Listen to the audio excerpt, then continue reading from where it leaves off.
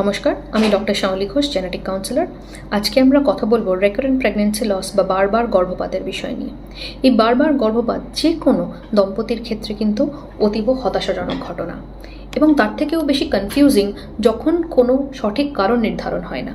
অনেক রকম প্রশ্ন জাগে যে শুধু মা কি এর জন্য দায়ী, অথবা মা বা বাবা দুজনেই ইকুয়ালি দায়ী এক্ষেত্রে।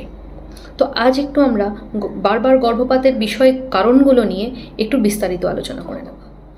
যদি কোনো গর্ভবতী মায়ের ইউটেরাস বা জরায়ুর স্ট্রাকচারাল অ্যাবনর্মালিটি থাকে বা কোনো রকম ইনফেকশন থাকে, সেকেন্ডলি যদি কোনো মেটাবলিক ডিসঅর্ডার থাকে বা থ্রম্বোফিলিয়া থাকে, এবং এইসব কারণগুলো যদি রুল আউট করে দেওয়াও যায়, তাহলে একটা খুব ইম্পর্ট্যান্ট বিষয় যেটা সামনে আসে সেটা হলো জিনগত সমস্যা বা জেনেটিক অ্যাবনর্মালিটি, যেক্ষেত্রে মা এবং বাবা দুজনেই কিন্তু সমানভাবে দায়ী হতেও পারেন।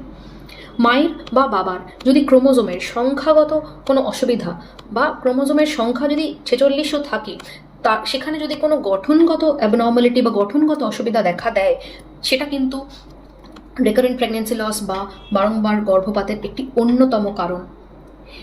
এই সঠিক কারণ নির্ধারণের জন্য স্ত্রীরোগ বিশেষজ্ঞ বা গাইনোকোলজিস্ট বা অন্য সব বিশেষজ্ঞের পরামর্শ যতটা জরুরি, ততটাই কিন্তু জরুরি একজন জিন রোগ বিশেষজ্ঞ বা জেনেটিসিস্টের।